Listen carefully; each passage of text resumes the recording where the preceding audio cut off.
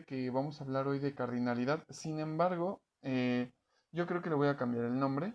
El objetivo de las siguientes clases va a ser el infinito. Digo, no es como que vayamos a definir al infinito, pero vamos a trabajar con él y empezar a ver qué significa eh, una especie de, una serie de paradojas y aspectos importantes sobre el infinito. Em, Decía un maestro mío que tenía en la carrera que uno no es el mismo antes y después de conocer al infinito. Y la verdad es cierto. Este tema introduce algunos de los conceptos más importantes del cálculo, ¿no? Al menos del primer curso de cálculo. Entonces,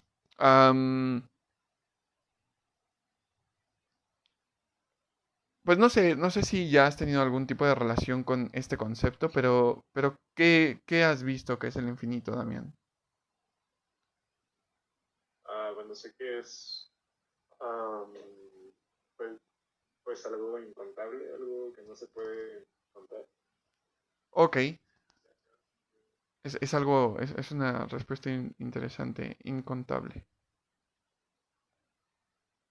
Bien, entonces voy a dejar ahí esa respuesta y em, justamente iba a empezar precisamente con dos ejemplos sobre cantidades absurdamente gigantescas, ¿no? Esta historia del hombre que creó el ajedrez, no sé si la has escuchado, pero precisamente el rey que gobernaba en ese entonces le dijo qué es lo que quería a cambio de haber creado un juego tan mm, divertido, ¿no? Y el hombre que creó el ajedrez le dijo, pues quiero en el primer cuadro 2 granos, bueno, un grano de arroz. Y luego quiero en el segundo cuadro 2 granos de arroz. En el tercer cuadro quiero 4 granos de arroz. Y así, en el cuarto cuadro iban a ser 8 granos de arroz. Y entonces pidió él la suma de todos los granos de arroz hasta llegar a la última casilla. Esto de acá es en el primer cuadro íbamos a tener 2 a la 0, es decir, un grano de arroz. En el segundo cuadro íbamos a tener 2 a la 1, es decir, 2 granos de arroz. En el tercer cuadro íbamos a tener 2 granos, 2 a la 2, eso serían 4. Entonces, en la última casilla, como estamos empezando en 0, vamos a tener 2 a la 63, ¿no?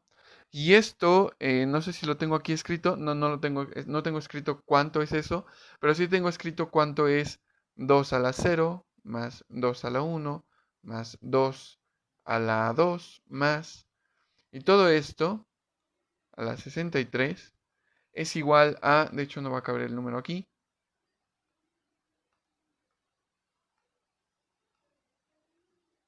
es igual a 18, 4, 4, 6, 073, 073, 709,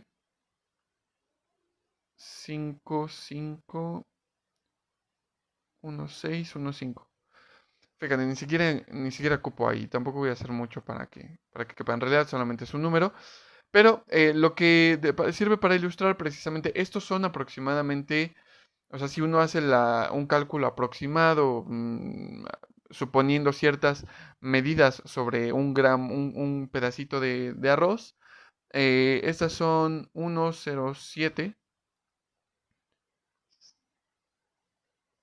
404, 623, 000 toneladas, ¿no? Entonces estaba pidiendo esta cantidad de toneladas, este hombre que parece ser muy inteligente y pues pedía demasiado, ¿no? Si uno lo compara con la producción que hubo en 2011 de arroz, entre el 2011 y el 2010, se obtuvo aproximadamente 650 millones de toneladas. Entonces, como puedes observar, esto de aquí es una cantidad mucho más pequeña que esta parte de acá, ¿no? Entonces, lo que él estaba pidiendo era algo que ni siquiera actualmente se puede lograr en un año. Ujú. En ese entonces, pues la producción de arroz era mucho menor. Entonces, esta cantidad era irrealizable para ese entonces. Y sigue siendo aún para hoy en día una cantidad enorme. Ahora, como decías, me gusta lo que mencionaste como incontable. Precisamente esto, aunque sea una cantidad enorme, sigue siendo mucho más pequeño que infinito. ¿Mm? Infinito todavía está mucho más grande. Bien, ahora, el infinito no solo se encuentra en cosas absurdamente grandes, el infinito también se encuentra en cosas absurdamente eh, pequeñas, ¿no? Por ejemplo, tenemos que la carga del electrón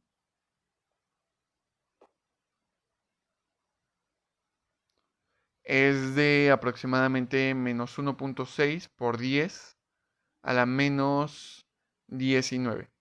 Entonces, fíjate cómo aquí nosotros teníamos 2, 5, 8, 9, 10, 11. 11 por 10 a la 11 en este caso.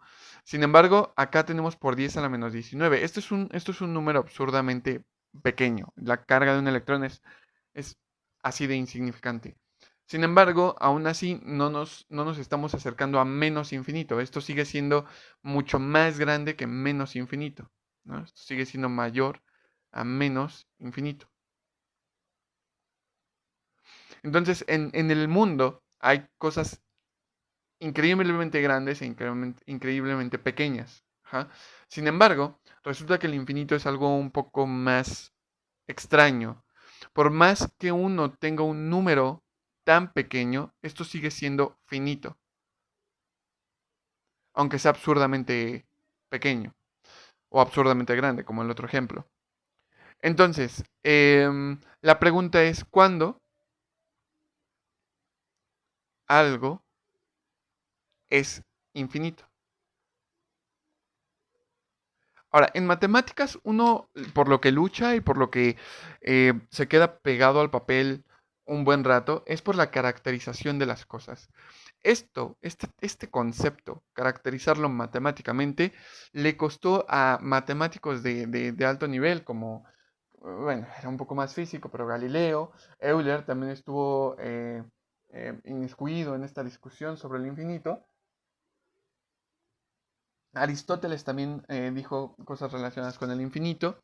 Uno puede investigar esas cosas y son interesantes, pero aquí las voy a plantear solamente respecto a problemas y las conclusiones que se obtuvieron históricamente. Entonces, voy a dividir al estudio del infinito en dos partes. Ajá. Hay dos caminos donde el infinito se presenta. Y lo voy a llamar así, aunque así no es como usualmente lo presentan. Es el infinito, entre comillas, estático, y el infinito dinámico. Y justamente ambos tienen una manera muy peculiar de finalmente ser entendidos. Entonces, estoy leyendo justamente las notas que tengo por aquí.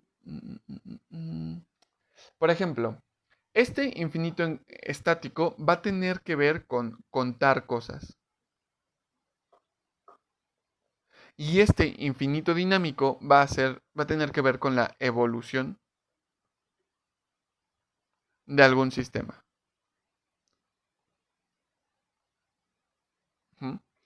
Entonces, acá, el problema empieza contando cosas, ¿no? Y a esto es a lo que vamos a empezar a llamarle, eh, vamos a llegar a definirlo, pero aquí es donde está la cardinalidad y acá está el límite. Ajá. Entonces, en este lado, fíjate que problemas como el siguiente, paradojas, entre comillas, como la siguiente, son las que empezaron a definir estos conceptos. Por ejemplo, ¿dónde dirías que hay más puntos? ¿En esta circunferencia o en esta circunferencia? Mm, Pero la circunferencia adentro está dentro de la segunda, ¿no? Entonces, los Lo- puntos que contenga. Ah, ok. sí, sí, me refiero más bien a la orillita. O sea, esta línea está Ah, hecha de puntos. ¿Dónde ya, consideras ya. que hay más puntos? ¿Acá, en esta circunferencia o en esta de aquí? Ah, en la, es la más grande. Exacto, uno podría justamente como decir, no, pues es que aquí esta tiene una mayor longitud. Fíjate que de lo que estoy hablando es de la Sí. circunferencia, tiene una mayor longitud, entonces debe de tener mayor cantidad de puntos. Entonces, fíjate que si yo aquí lo que hago es trazar esta línea así, este punto y este punto, los puedo relacionar. Y ahora puedo relacionar este punto y este punto y este punto, los puedo relacionar. Y puedo hacer en realidad eso con todos, ¿no? Yo podría asignarle a cada punto, eh, o sea, un punto de esta circunferencia se lo puedo asignar a esta circunferencia. Entonces, fíjate que al hacer yo este proceso, en el fondo estoy llegando a la conclusión de que tienen los mismos puntos, tienen la misma cantidad de puntos. Quizá ahorita no sea tan evidente, porque todavía no he discutido qué significa contar. Ajá. Pero ahorita lo voy a discutir. Pero esto de acá es una de las paradojas que dejaron como en duda eh, la definición de punto y la definición de línea con los antiguos griegos. Lo pongo así como pregunta, esto significa que tienen la misma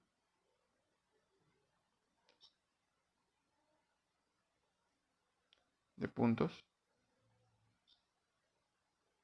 Fíjate, entonces, porque si esto es verdad, si tenemos la misma cantidad de puntos en las dos circunferencias, el concepto de longitud y el concepto de cantidad de puntos no están relacionados cuando uno habla de cosas infinitas.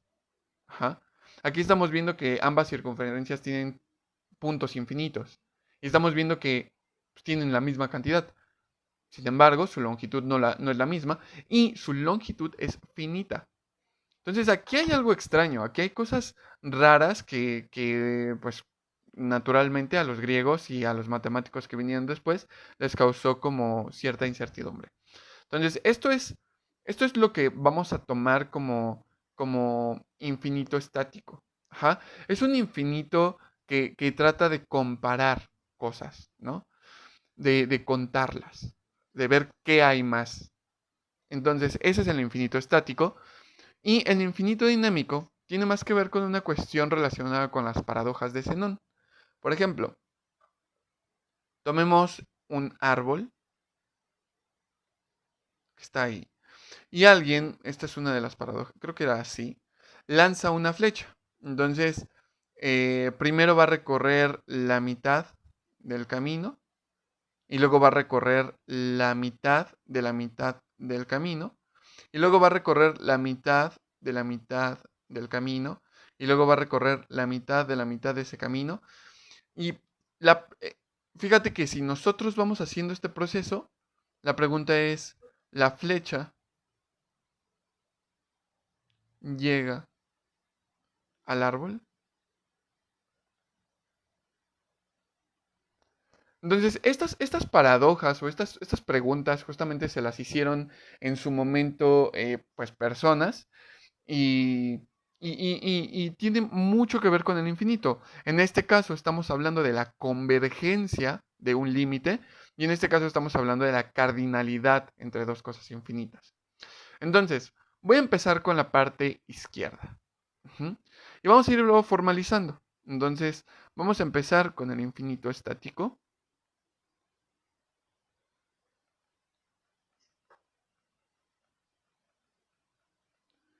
Y para poder empezar con este infinito, dado que vamos a tener que contar cosas, vamos a tener que aprender a comparar cosas, a contar, ¿no? Entonces, aprendamos,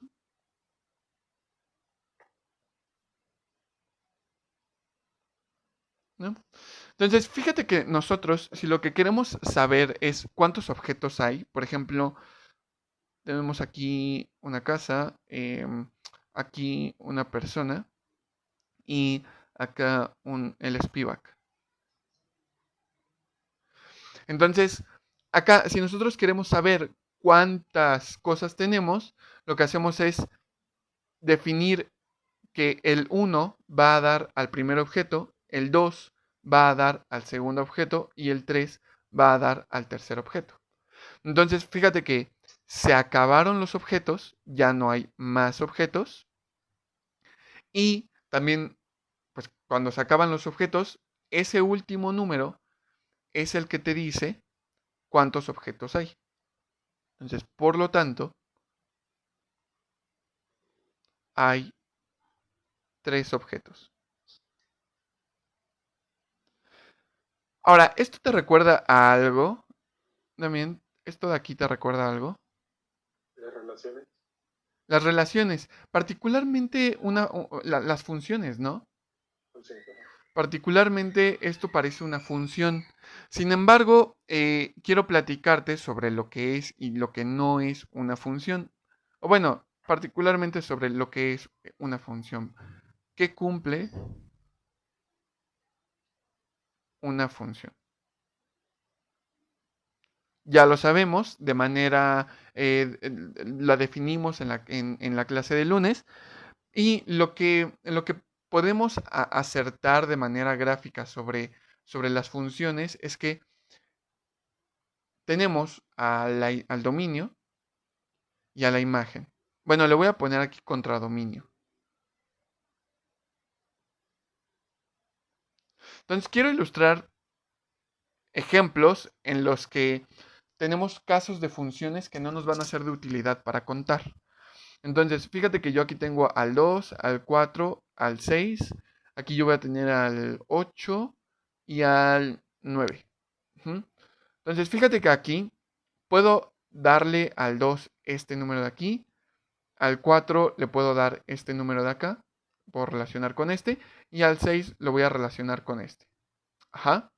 Entonces, fíjate que aquí lo que estoy haciendo es asignarle dos elementos del dominio a uno de la imagen, del contradominio. Esto es posible. De hecho, f de x igual a x al cuadrado cumple con esta característica, ¿no? El menos 1 va a dar al 1 y el 1 también va a dar al 1. Ajá. Entonces son dos elementos diferentes que van a dar al mismo elemento en el contradominio. ¿Tienes alguna duda con esto que estoy diciendo? No. Bien, entonces este es otro ejemplo que ilustra esto que estoy diciendo en este ejemplo como f de x igual a x al cuadrado y menos 1 y 1 van a dar los dos al 1. Entonces, sin embargo, fíjate que esta función no se parece al tipo de función que nosotros quisiéramos establecer para contar. Ajá, lo que queremos es caracterizar un tipo de función que nos permita determinar, nos permita contar. O sea, que esa función tenga ciertas características. Y una característica importante de esta forma de contar es que a cada elemento de aquí y a cada elemento de acá le corresponde solamente uno. Ajá. Este va a dar a uno y a este solamente llega de uno. Ajá. En este caso, si nosotros quisiéramos esta función que estoy estableciendo acá, no nos sirve para contar. Porque acá estamos relacionando estos dos con este y este con este. Estaríamos diciendo que hay, si yo lo pongo así, 1, 2 y 3, estaríamos diciendo que hay tres elementos con esta función llamada g, ¿no? Entonces, eso no nos gusta, ¿sí? Esto de acá, que a cada elemento de aquí le correspondan dos, no nos gusta, sin embargo, es función. Pero a esto le vamos a llamar, vamos a imponer una nueva definición de función, digo, una nueva característica de una función. ¿Mm? Y esa característica la vamos a llamar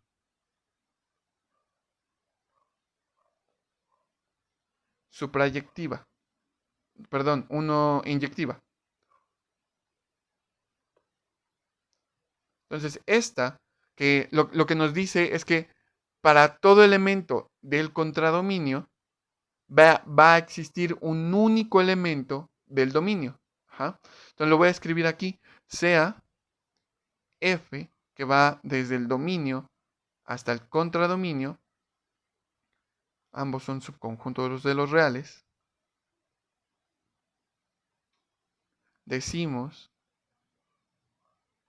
perdón, acá, una función, porque no es una relación, sino estamos diciendo que es una función.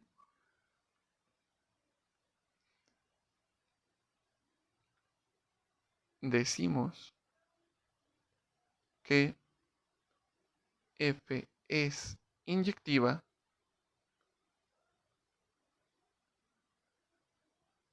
si y solo si para todo elemento del dominio, del contradominio, existe un único elemento en el dominio tal que f de x sea igual a y. ¿Ja? Lo que estamos diciendo con esta definición es que, pues esto que quería decir gráficamente, ¿no? Que esto no debe de ocurrir. Lo que debe de ocurrir es que a cada elemento del contradominio va a venir de un único elemento del dominio, lo cual no ocurre acá. ¿Sí? Entonces, fíjate que aquí ya no te estoy presentando a la inyectividad como una propiedad X. Más bien, esta propiedad la requerimos para poder contar. ¿Sí? La requerimos porque esta propiedad es la que vamos a utilizar para poder establecer relaciones entre dos objetos, como este caso de acá. Bien. Otra cosa que nos gustaría que ocurriera cuando contamos cosas es que no sobren objetos. Por ejemplo, que aquí sobre una patineta. ¿Mm? Fíjate que aquí tenemos 4 objetos, pero solamente estamos contando 3. Entonces nos está sobrando uno. Lo que queremos es que no ocurra esto, que aquí haya un 10 sin que esté relacionado con el dominio. Esto es la propiedad de suprayectividad. Entonces la definición suprayectividad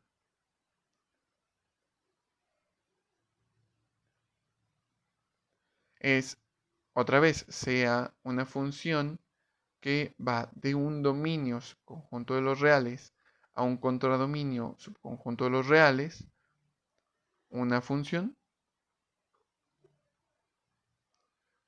Decimos que f es suprayectiva si y solo si, no, de hecho creo que arriba lo tengo ya. Mm, mm, mm, mm. No, esta de acá es la de abajo. Porque estamos diciendo que para toda y en el... Sí, sí, esta de acá es la de acá abajo. Y esta de acá lo que nos está diciendo es que si y1 es igual, bueno, si f de x1 es igual a f de x2, eso quiere decir que x1 es igual a x2. Sí, eso ya tiene mucho más sentido. Entonces, estas son las dos definiciones extras que estamos dándole a la definición de función. Más bien son una forma de caracterizarlas. La primera nos está diciendo, nos está hablando de que están relacionadas una a uno, y la segunda nos está diciendo que se acaba el contradominio. ¿Tienes alguna duda con estas dos definiciones, Damián? No. Mm, Ok, entonces, vamos a empezar a contar ya cosas como un poco más complicadas. Déjame ver.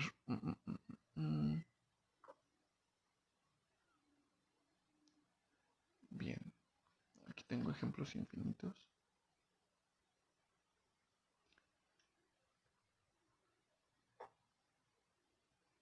Entonces, ¿qué función yo tendría que dar para relacionar estos dos conjuntos? Voy a ver esto así, ejemplos finitos.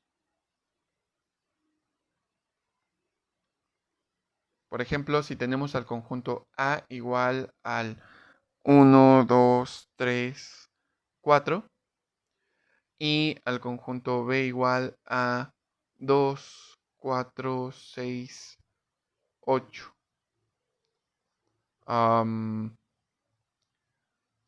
Ahora, antes de continuar, quiero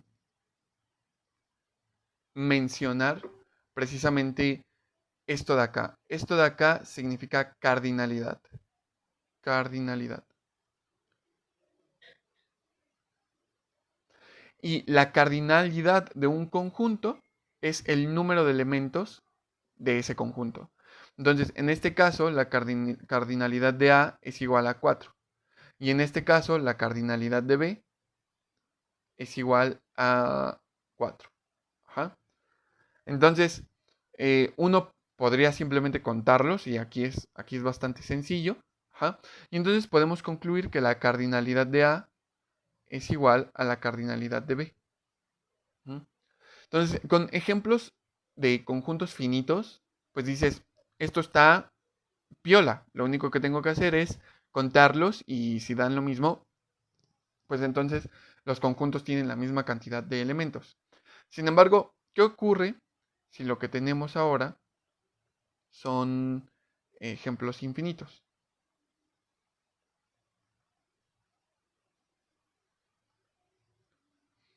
Por ejemplo, vamos a tomar a los naturales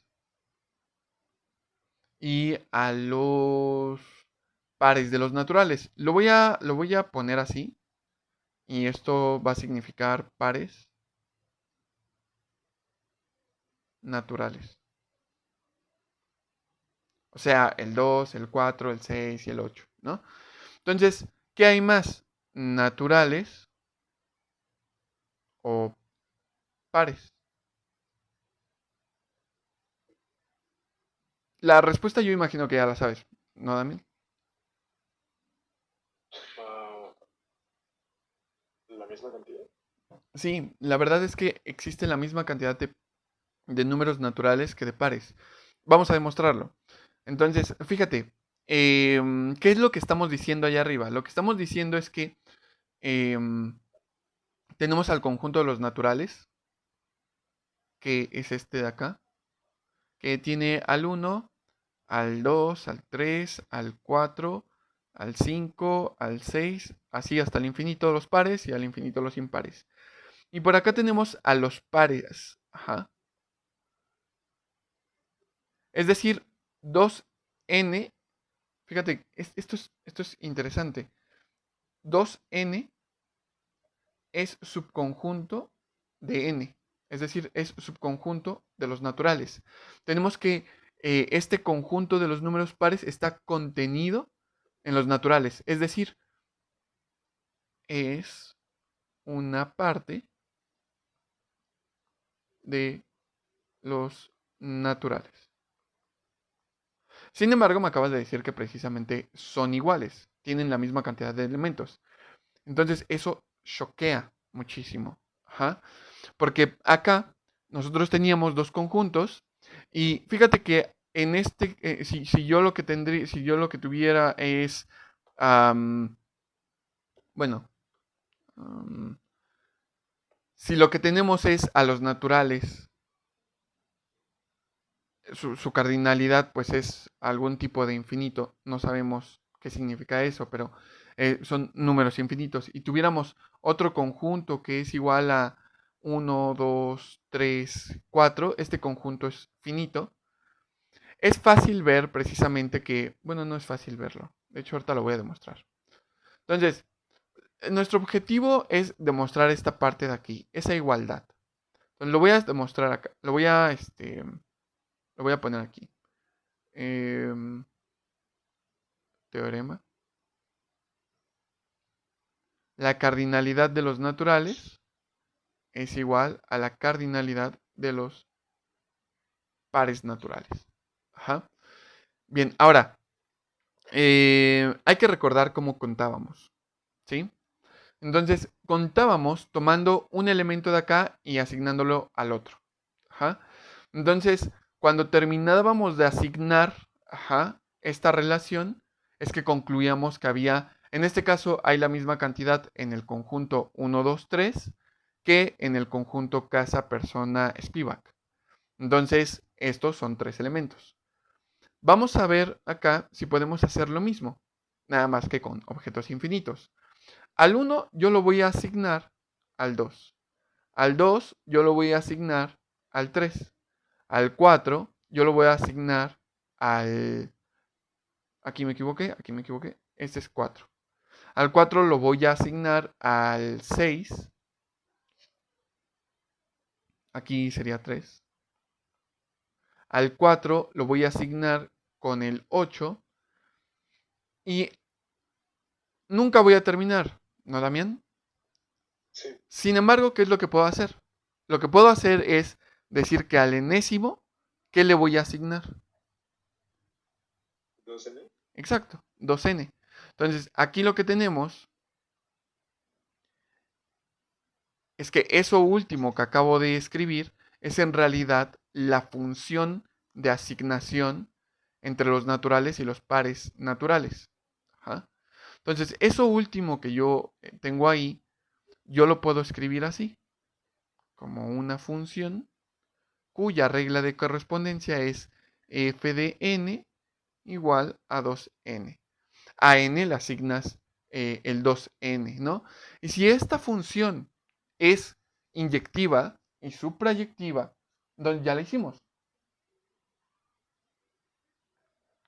Porque lo que nos está diciendo es que a cada valor de los naturales le está asignando un valor de los pares. Entonces, hay la misma cantidad de naturales que de pares, ¿no? Entonces hay que demostrar esas dos cosas sobre esa función que nos está relacionando a los dos conjuntos. Entonces, por demostrar, bueno, sí, por demostrar, f de n igual a 2n es inyectiva. Entonces vámonos a la definición y lo que nos dice es que si tenemos esa función va a ser inyectiva si tomamos elementos de la imagen y concluimos que vienen de elementos iguales del dominio.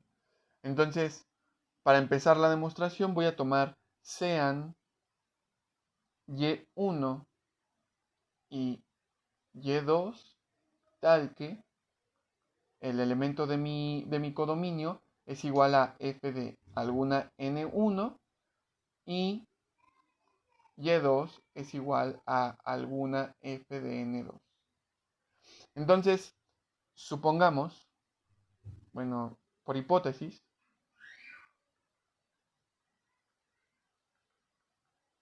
en realidad sí queda mejor con supongamos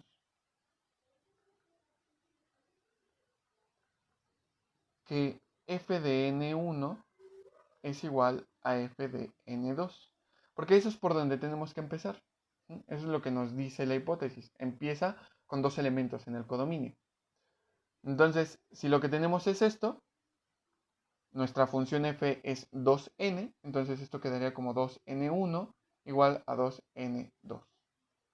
Entonces, ese 2 de ahí se cancela, o bueno, puedo multiplicar por el inverso aditivo, todo esto, de los dos lados. Eso me lo permite el axioma de la monotonía de, de agregación, debido a que el igual tiene implícito ese axioma. Y aquí este con este pues nos va a dar 1 y finalmente tendríamos que n 1 es igual a este con este. Como son inversos multiplicativos, nos termina dando 1, n igual a 2, ¿no? Entonces, fíjate que lo que lo que queremos demostrar es que si tomamos elementos de la imagen, vienen de mismos elementos del dominio. Y justamente acá tomamos cualquier elemento iguales del dominio, evaluamos y llegamos a que vienen de la misma imagen, ¿no? Por lo tanto, f de f es inyectiva. ¿Alguna duda con esto, Damián? No. Bien, entonces nos falta demostrar precisamente que es inyectiva. F de n igual a 2n es suprayectiva, perdón, suprayectiva. ¿Mm? Entonces, para obtener justamente, fíjate que lo que nos está diciendo la suprayectividad es que si nos agarramos un elemento de aquí, este de aquí tiene que venir forzosamente de algo de aquí, de alguien de acá. Entonces, me voy a ir para acá abajo. Sea y que pertenezca al codominio. Me estoy agarrando un elemento del codominio. Queremos buscar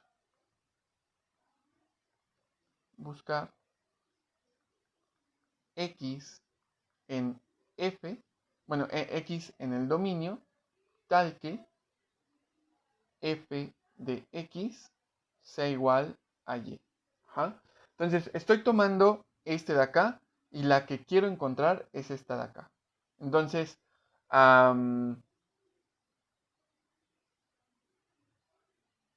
lo que voy a hacer es evaluar. Sí, entonces voy a partir de esto de acá, de esto que quiero obtener. Entonces voy a poner un borrador por aquí. Y voy a tomar a f de x igual a y. Estoy buscando esa x. Entonces, f evaluada en x va a ser 2x igual a y. Entonces, la x que estoy buscando va a ser igual a y entre 2. Ajá. Entonces, ahora sí ya puedo empezar la demostración.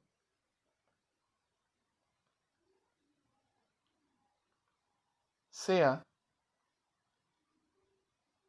y en el dominio de mi función, que es el conjunto de los reales, tomemos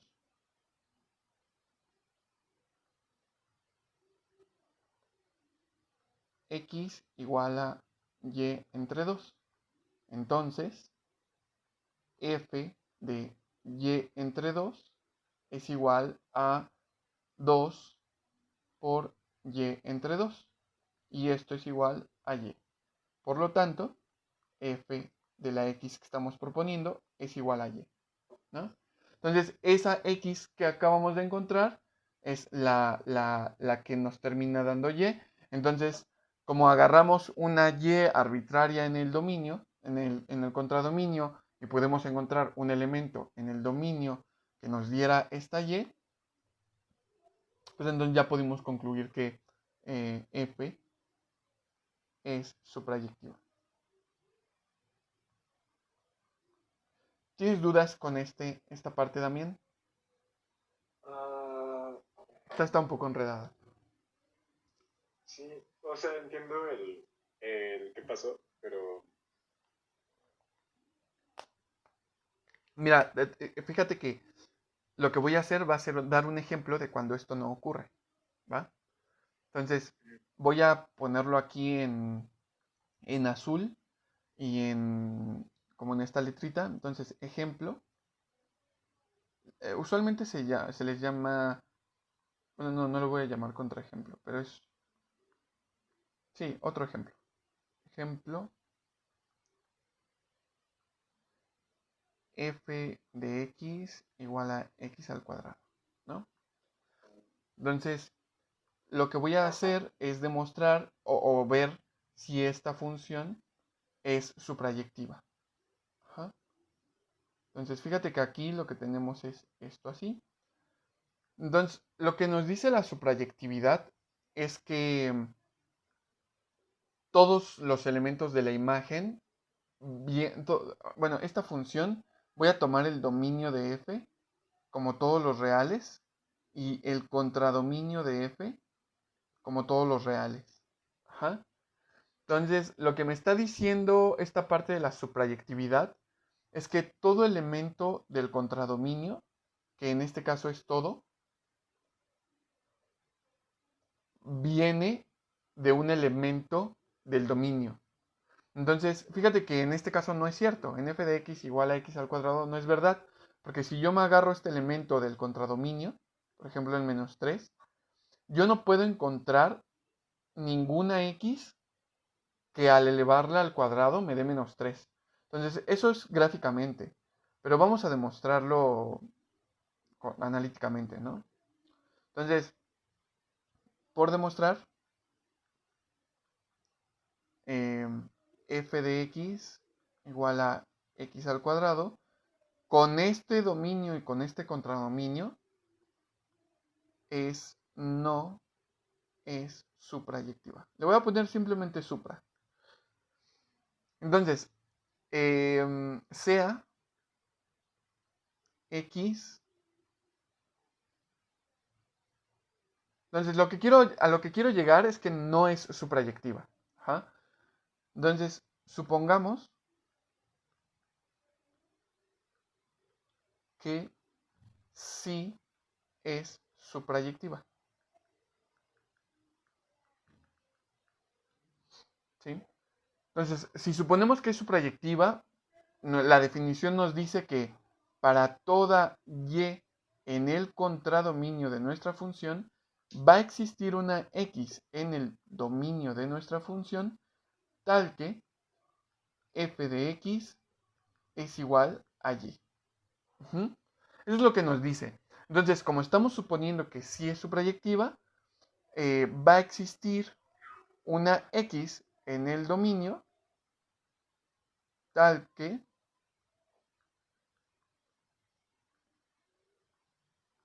f de x sea igual a menos 1, por ejemplo. Entonces, este es un elemento de nuestro dominio, ¿no?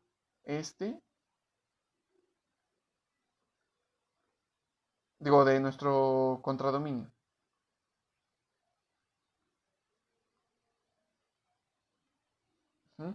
Fíjate que nuestro contradominio son todos los reales, entonces yo me puedo agarrar un elemento en mi contradominio, en este caso, menos 1. Y entonces lo que me está diciendo esto es que existe x en el dominio tal que x al cuadrado es igual a menos 1. Lo cual es un absurdo. Bueno, esto no existe. Esto no es posible. ¿Por qué? Pues porque x al cuadrado, un número multiplicado a sí mismo, un número multiplicado por sí mismo, no puede darte un negativo. ¿Ah? Este elemento para para toda x en el dominio, siempre va a ser positivo.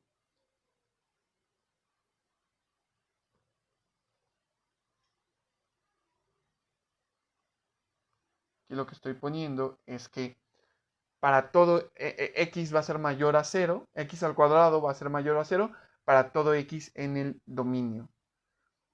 ¿Cómo ves, Damián? Sí, sí, claro. ¿Sí? ¿Seguro? Porque siento que estoy siendo un poco brusco. No, Entonces, no, no. tú dime, ¿vas bien? Sí, todo bien. Va. Entonces, lo que está pasando acá arriba es exactamente... Entonces, aquí lo que hacemos es decir que, por lo tanto, f no es supra. ¿Ah? Entonces, de este lado, lo que hicimos fue, ok, fíjate, yo me agarré cualquier elemento en el contradominio, con esta operación sencilla ya encontré qué x necesito, entonces esa es la x que sustituyo en la demostración, y sí me da, ¿no? Este ejemplo está bastante sencillo. Pero bueno, regresando a lo que queríamos notar de acá. Lo que estamos diciendo es que esta función que propusiste tú, que es f de n igual a 2n, podemos concluir que cumple con que es inyectiva y además es suprayectiva. Entonces, cuando una función es cuando definición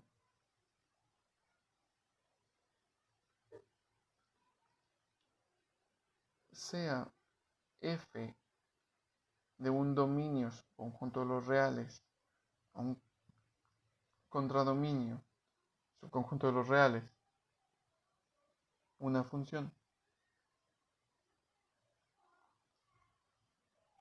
tal que, bueno, decimos que f es biyectiva si f es supra y f es inyectiva. Entonces, lo que estoy diciendo con esto es que la función que tú me diste, con lo que hicimos allá arriba, por lo tanto, f de n igual a 2n es biyectiva, ¿no? Ok, entonces fíjate que nosotros establecimos ya una relación biyectiva entre los naturales y los pares naturales. Esto de acá, por definición, significa que tienen la misma cardinalidad. Entonces, definición, decimos, bueno, A, sean A, B conjuntos,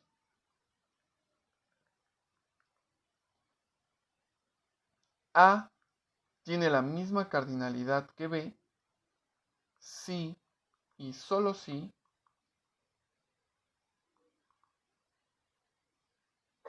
existe F tal que F vaya desde A hasta B y F sea biyectiva. Entonces, ¿por qué esta definición justamente surge de todo lo que hemos visto? Fíjate que esta definición surge del cómo contamos. Ajá. Nosotros para contar y para decir que hay tres objetos en este conjunto, establecemos una relación biyectiva entre los dos conjuntos. Entonces concluimos que los dos tienen la misma cantidad. Uh-huh.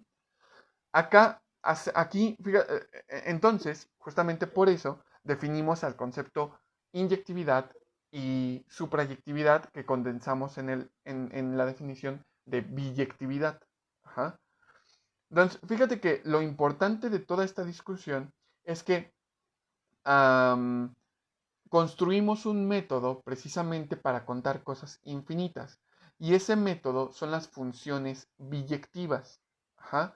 Si tú tienes dos conjuntos y quieres ver si tienen los mismos elementos, tienes que probar que existe una función que va de uno de los conjuntos al otro conjunto y que esa función es biyectiva. De nuevo, esa función tiene que ser biyectiva porque eso nos garantiza estas propiedades sobre relacionar los objetos. Ajá. Entonces, lo que concluimos ya con todo esto que hicimos es que en efecto, la cardinalidad de los naturales y de los pares naturales es la misma, porque acabamos de probar que existe esta función y esta función va desde los naturales hasta los pares naturales y además es biyectiva. ¿Mm? Sí. Entonces de aquí ya tenemos esa parte. Ahora, aspectos conceptuales relevantes, cosas con las que se pelearon los viejitos de hace 200 años. hace 2000 años, no sé, hace mucho tiempo. Uno, una de las nociones comunes que yo les presenté en las primeras clases era que, voy a verlo por acá, el todo es mayor a cada una de sus partes. En la época en la que se estaba discutiendo todo esto sobre el infinito, la geometría euclidiana tenía un peso tan relevante como el peso que tuvo la física de Newton en su momento. De hecho, cada vez que se hacen grandes descubrimientos o cuando se hacen grandes hazañas, como en este caso la de Euclides, esta formalización de toda la matemática que se conocía hasta ese momento, resulta que pues le dan un regalo a la humanidad con todo ese conocimiento, como en el caso de Newton, pero pues el humano tiende a ser en promedio o sea, al humano no le gusta lo, más vale malo por conocido que bueno por conocer, ¿no? Entonces, precisamente, las personas discutían tomando a este principio como una piedra angular del razonamiento. El todo es mayor a cada una de sus partes. Entonces, cuando empezaron las primeras discusiones sobre estos temas, pues saltó el grito, porque acá tenemos precisamente que un ejemplo en el infinito, bueno, resulta que cuando estás hablando de cosas infinitas, eh, acá tenemos que los pares son una parte de los naturales y sin embargo tienen la misma cantidad de elementos. Entonces, en este caso,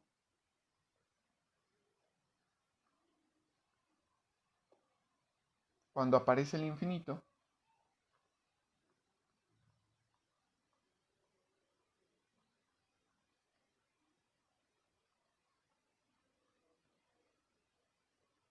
en este ejemplo,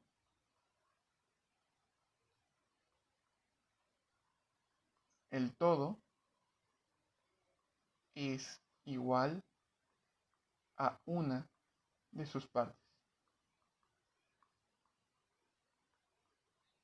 ¿Mm?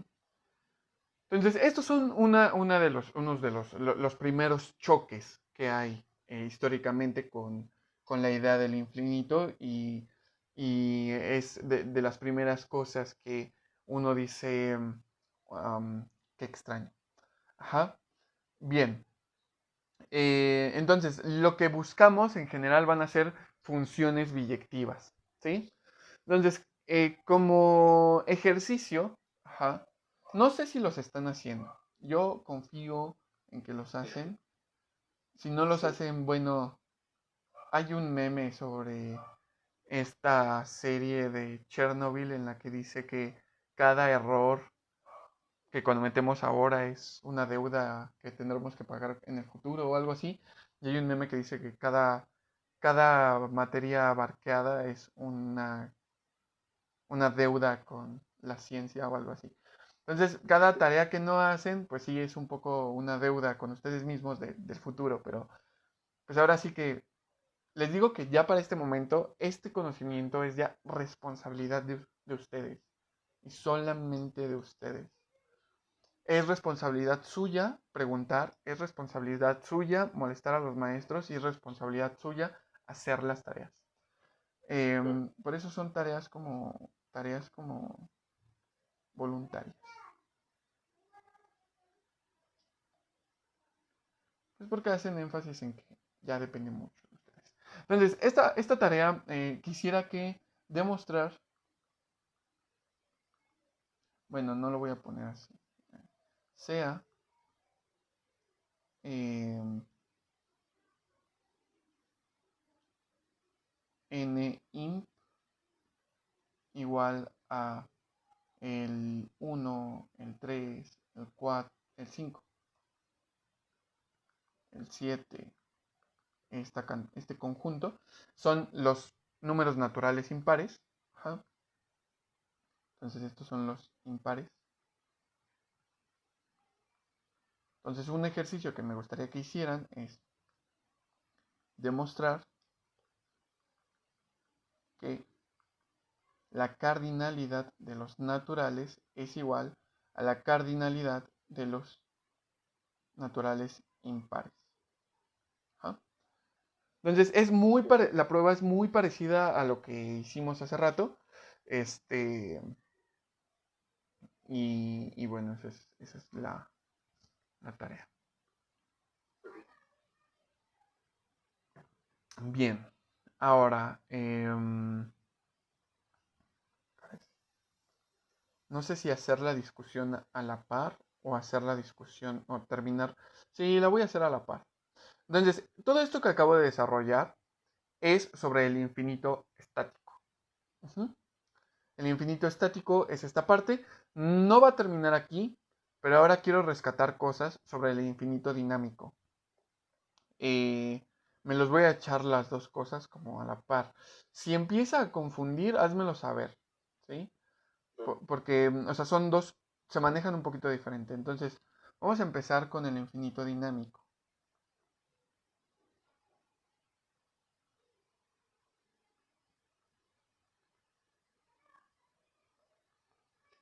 Entre comillas, esto no es un nombre en literatura, esto no es un nombre que puedas revisar quizá en otro lado, quizá por coincidencia, pero o sea, yo preparando la clase dije, estos son nombres que uno puede darle a este tipo de conceptos y que están medianamente separados, o que la verdad es que estuve dándole vueltas para poder unirlos, pero no. Uno sí es como estático en el sentido de que hay que contar y de ahí surge la cardinalidad para infinitos y de ahí surgen los números cardinales que vamos a ir viendo.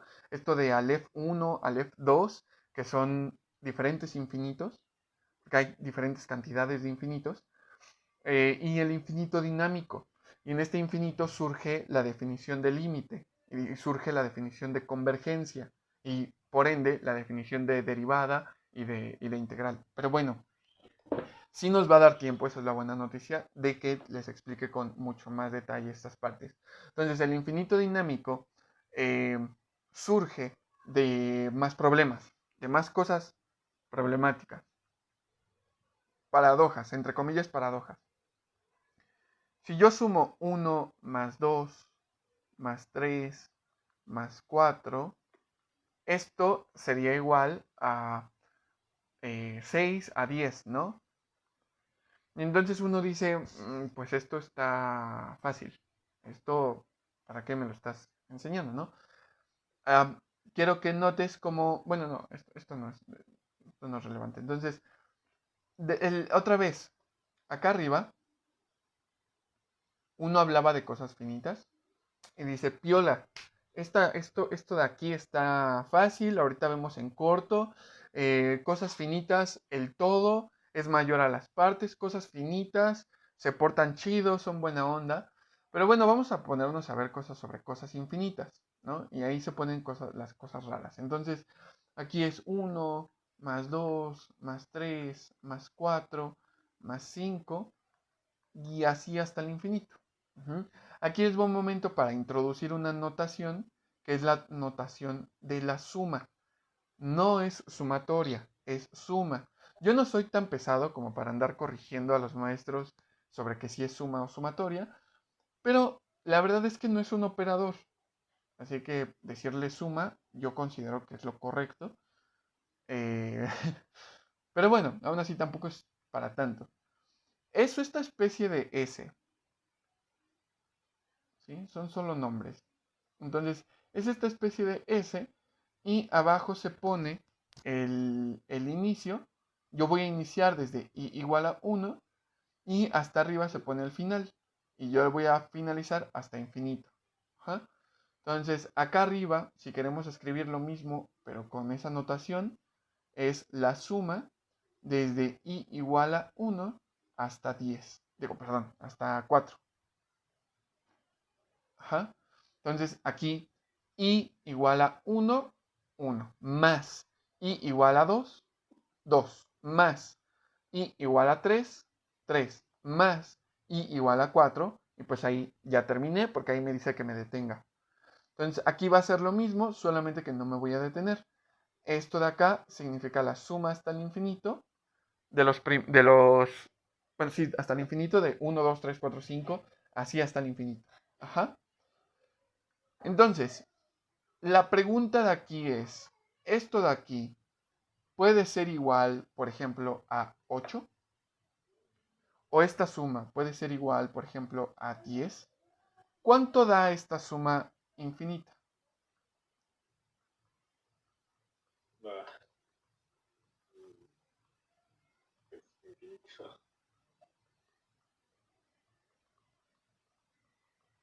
Y yo en principio estoy de acuerdo contigo. Pero los matemáticos pues, son un poquito como de, bueno, ¿y por qué? ¿Cómo justificarías que esto va a infinito? Ahora, uno diría, si le dices esto a cualquier persona, es como, ah, pues sí, sí te creo que es hasta infinito, pero pues es que es obvio porque son infinitos elementos. Si sumas infinitas cosas, todas son positivas, pues te va a dar infinito, ¿no? Es lógico. Pero ahora, ¿qué pasa si nosotros lo que hacemos es sumar desde i igual a 1 hasta infinito? Por ejemplo, mitades, 1 entre 2i. Entonces, fíjate que aquí la suma es 1 entre 2 más 1 entre 2. Aquí es i igual a 1, aquí es i igual a 2, más 1 entre 2 a la 3, más 1 entre 2 a la 4, más. Y aquí la pregunta es, vuelve a ser, oye, pues esta suma también es de cosas infinitas y todas son positivas. ¿Esto también es infinito? ¿Tú qué dices?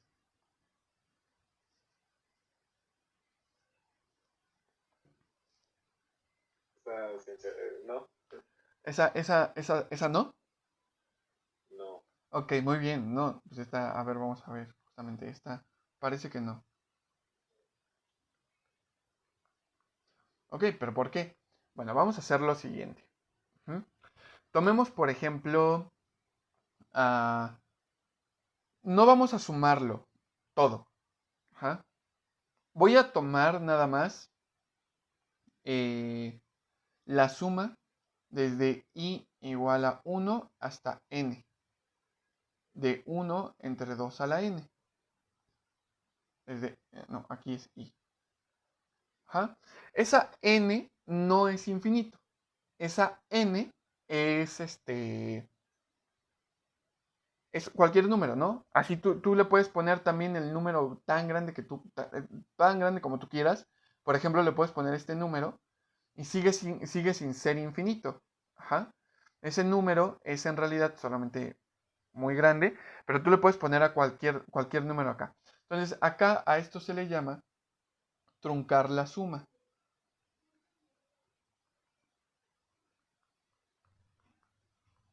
Ajá. Entonces, antes de hacerlo de manera analítica, quiero que te convenzas de lo siguiente que es algo gráfico. Nota este cuadrado que es de 1 por 1. Su área es igual a 1, ¿no? Entonces el área de este cuadrado es igual a 1. Es igual a 1. Ahora, voy a tomar la cantidad de área, aquí, 1 entre 2 a la 1. Eso significa, es un medio. Entonces voy a tomar la cantidad de área asociada a un medio, que sería más o menos esta parte de acá. Lo voy a poner más chiquito.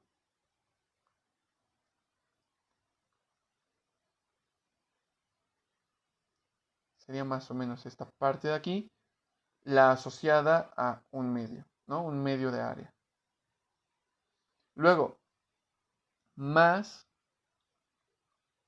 un medio al cuadrado. Eso quiere decir un cuarto, ¿no? Entonces, lo siguiente, le estoy añadiendo ese medio que ya tenía y ahora le estoy añadiendo un cuarto. Entonces, eso gráficamente lo podemos establecer como esta parte de aquí.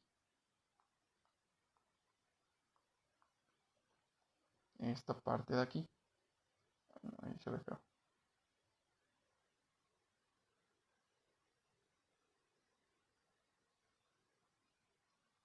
Entonces, este es un cuarto. Entonces, si le sumamos ahora más 1 entre 3, 2 a la 3, eso sería un octavo. Ajá. Y un octavo, bueno, ahora sería esta parte de acá.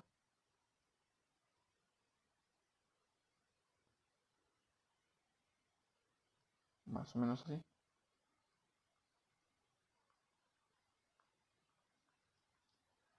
Y si le seguimos sumando, así, hasta 1 entre 2 a la n, lo que tendríamos es lo siguiente. Sería esta parte de aquí, luego esta parte de acá, luego esta parte de acá. ¿Cuánto crees que dé la suma? 1. Exacto. La suma hacia el infinito sugiere que cuando n se va hacia el infinito, esto es igual a 1. Ajá. Entonces, eso es lo que parece ahí como que está pasando, ¿no? Sin embargo, esto es solamente una idea intuitiva. Todavía va a faltar para que nosotros podamos demostrar si esto es verdad o no. Ahora, otra manera de verlo, para hacer énfasis en esta idea de que se trata de un aspecto dinámico, es notar lo siguiente.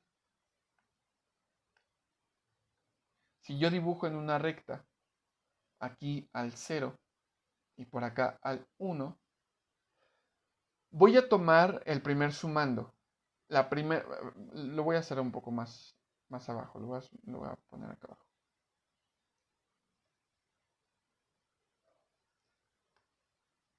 Voy a tomar a mi suma desde i igual a 1 hasta 1. Eso quiere decir simplemente un medio. Entonces, la primera suma parcial va a llegar hasta un medio. Bien.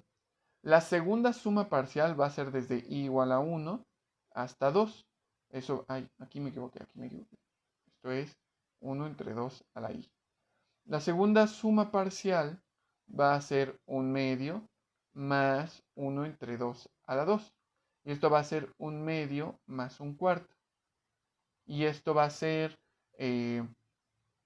2 cuartos más un medio. Eso es 3 cuartos.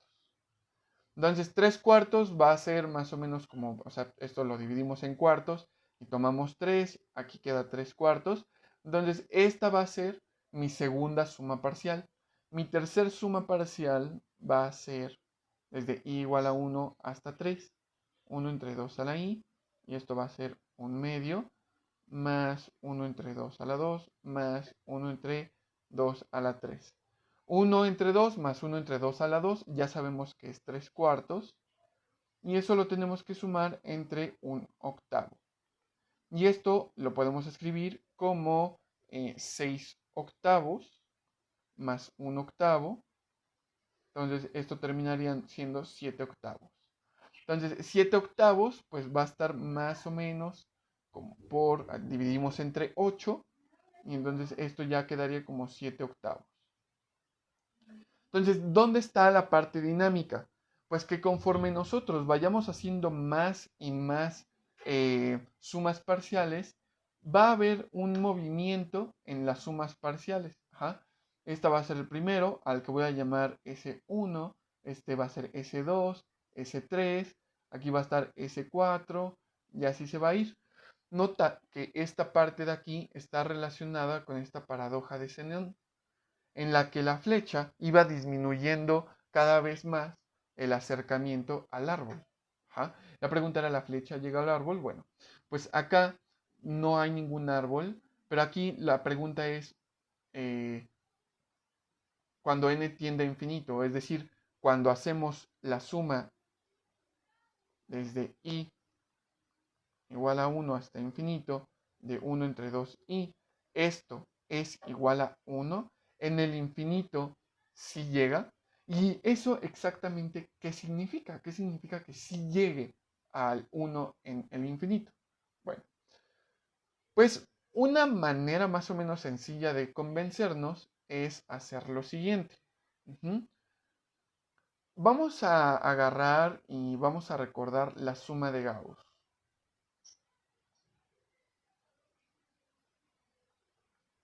¿Te acuerdas cuál era la suma de Gauss?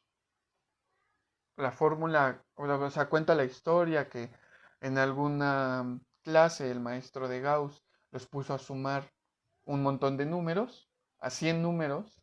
Entonces, en vez de hacer Gauss la suma, creó una fórmula para sumar los primeros 100 números de manera muy rápida. ¿Conoces esa fórmula? Era.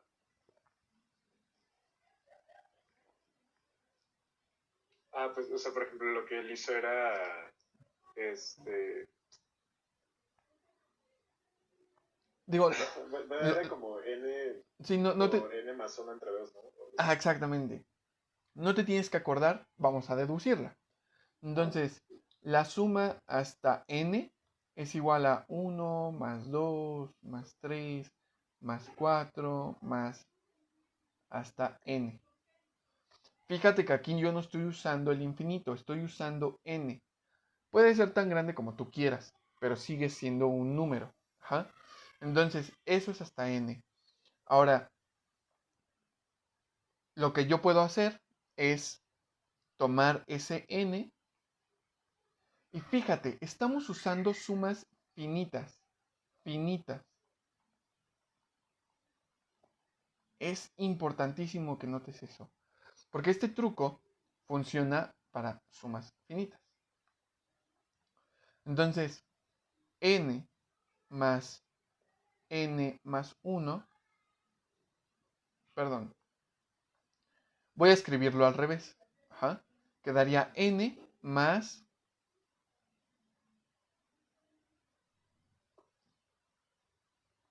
n menos 1 más n menos 1 menos 2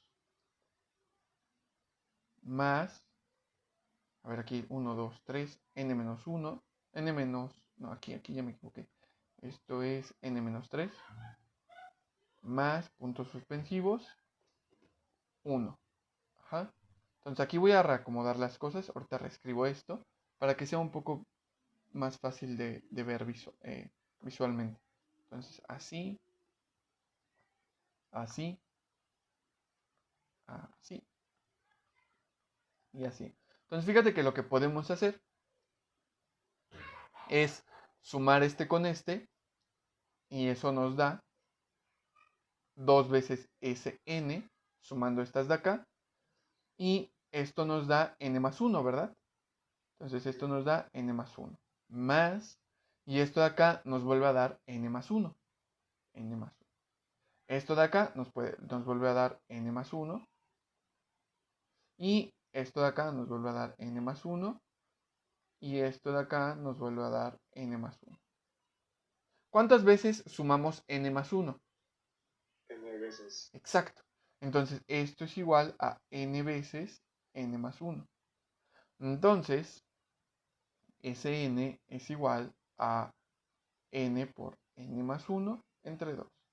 Y ya tenemos la formulita, ¿no? Que tiene la fórmula de Gauss.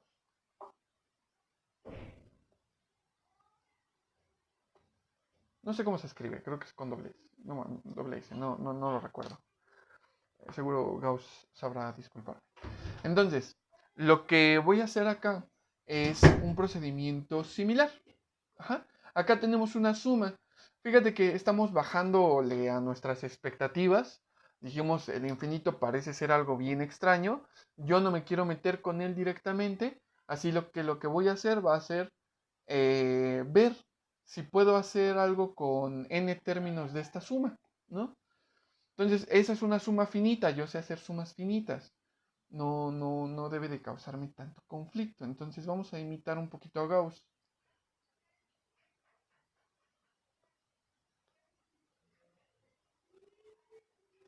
Entonces, si imitamos un poquito a Gauss, vamos a decir que la suma hasta n es igual a 1 medio más 1 entre 2 a la 2 más 1 entre 2 a la 3 más hasta 1 entre 2 a la n. Entonces, ¿en qué sentido vamos a imitar a Gauss? Pues vamos a imitarlo en el sentido de hacer otra cosa y sumarla, ¿no? Aquí fíjate que a esta misma, lo único que hizo fue modificar el orden, ¿no? Entonces, nosotros acá con esta no vamos a modificar el orden. Lo que vamos a hacer es sacar otra suma, bueno, modificar esa suma multiplicándola por un 2. Si yo multiplico a toda esta suma por un 2, lo que obtendré va a ser 1, porque 2 al multiplicarse por este me va a dar 2 entre 2, más 1 entre 2, más 1 entre 2 a la 2, más así, más 1 entre 2 a la n menos 1.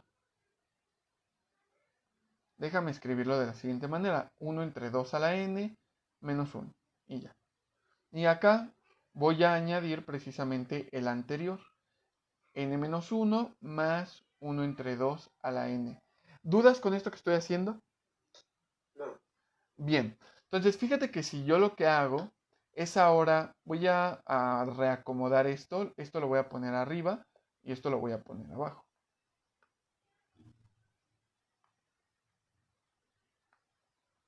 Ahí está. Entonces, esto de acá lo voy a reacomodar de esta manera. Lo voy a desplazar así. Así. Y lo que vamos a notar en esto que acabo de hacer es que si yo resto la de arriba menos la de abajo, nos queda 2SN menos 2 menos SN, queda SN. Y entonces, si resto 1 menos 0, pues eso simplemente me queda 1. Bueno, aquí no hay nada. Puede ser un 0.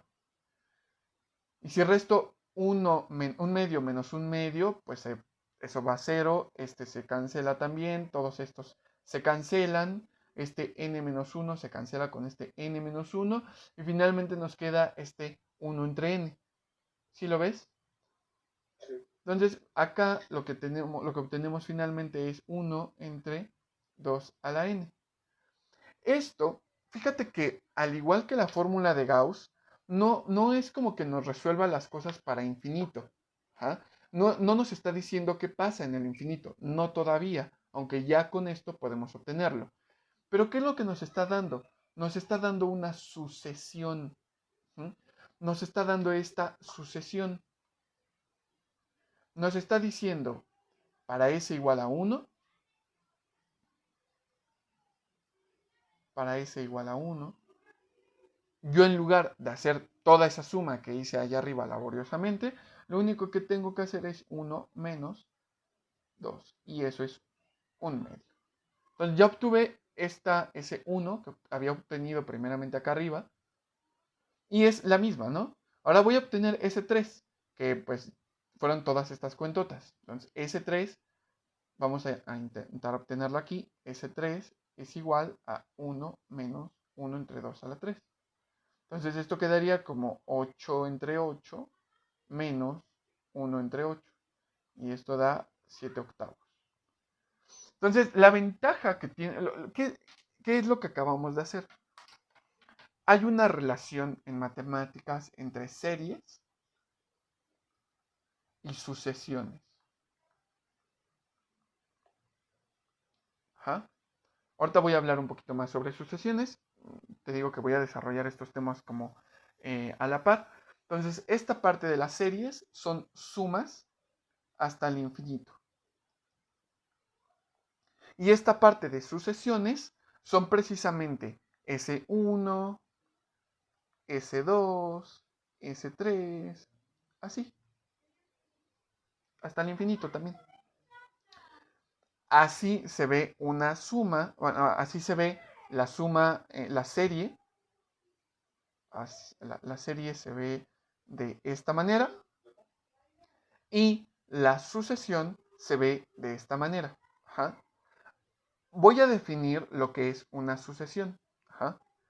Una sucesión es una función que va de los naturales a los reales. Ajá. Eso es una sucesión. Es más, le voy a poner S. Y en lugar de poner f de n, lo que solemos hacer es poner S de n o A de n. Es más común poner A de n. Y acá va a haber una función. En este caso, la función que nos salió es esta de aquí. Es 1 menos 1 entre 2 a la n. Yo también lo puedo escribir así. Son lo mismo, solo que en esta clase estoy usando Sn, así que me voy a quedar con Sn. Entonces, ¿qué es lo que acabamos de hacer acá arriba? Lo que hicimos es que lo que tenemos es esta suma y igual desde 1 hasta n de 1 entre 2 a la n. ¿Mm? Esa es la suma. Esta es la serie. Y acabamos de obtener la sucesión. La sucesión es Sn igual a 1 menos 1 entre 2n. Es la sucesión asociada a esta serie. Ajá. ¿Qué me da esa sucesión? Bueno, me da las sumas parciales. Lo voy a escribir. Esta sucesión da las sumas parciales de la serie. Y esto es conveniente. ¿Por qué? Pues porque las sumas parciales estamos viendo que su comportamiento se va acercando a 1. Estas sumas parciales parecen dar como el comportamiento dinámico de irse acercando a 1.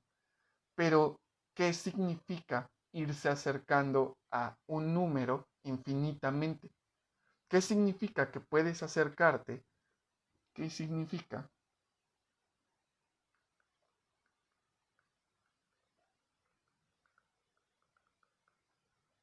acercarte tanto como quieras a un número? ¿No? ¿Eso qué significa exactamente?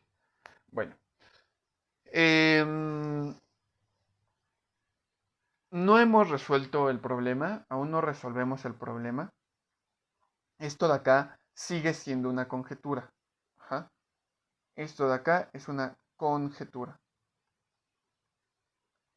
El objetivo de la próxima clase, bueno, de las próximas clases es formalizar cómo podemos demostrar que cuando que esta parte, que la suma, la serie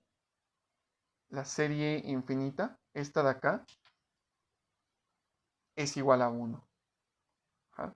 ¿Y qué significa que esta se vaya a infinito? ¿Ja? Entonces, otra vez, hemos estado trabajando puramente con series, con sumas parciales. ¿Ja? Lo que sacamos aquí es las sumas parciales de esta de acá. Nuestro objetivo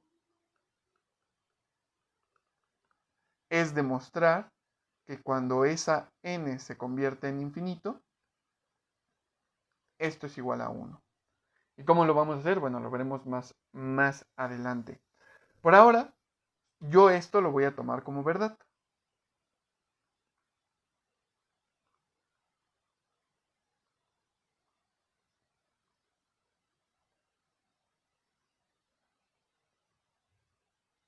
Más adelante vamos a poder demostrarlo a partir de esto. De hecho, no es muy difícil, pero necesito algunas otras nociones y me gustaría más bien enfocarme en trabajar en algunas cosas, algunos resultados relacionados con las series, que son bastante interesantes. ¿Tienes alguna pregunta hasta acá, Damián? No. Bien. Entonces, por hoy lo voy a dejar hasta aquí. Ya introduje los dos conceptos que me interesaban sobre infinito, ¿sí? Como puedes ver, creo que ya se entiende a qué me refiero con infinito estático y con infinito dinámico. El infinito estático nos habla de contar, ajá, y está relacionado con la cardinalidad. ¿Mm? Y el infinito dinámico nos habla sobre la evolución de las series, ¿no? Evolución de ciertos sistemas. Después vamos a ver que esta evolución de sistemas aparece en muchos lados. Ajá. Pero Ahorita nada más estas series, estamos viendo cómo van creciendo, ajá, y parece como que se van acercando al uno. Hay que ir viendo precisamente si algo podemos hacer con esto para demostrar que esto es verdad, ¿no? Entonces, en la siguiente clase voy a ponerme a demostrar lo de los hoteles de Hilbert. No sé si ya has escuchado lo de los hoteles de Hilbert. No. Bueno, pues te voy a mandar un video divulgativo para que lo Ok. veas, porque lo que parece, lo que es interesante de los hoteles de Hilbert es que, Hoteles. sí, sí, sí, siempre se da de manera divulgativa, pero nosotros Ok. aquí lo vamos a demostrar. Ajá, y vamos a ver Ah, qué significan esas cosas, ¿no? ¿Qué ok. significa que, bueno, sí, va a estar divertido. Y bueno, pues eso y vamos a seguir con la discusión de dinámica de esto, ¿va? Entonces nos estamos viendo el lunes.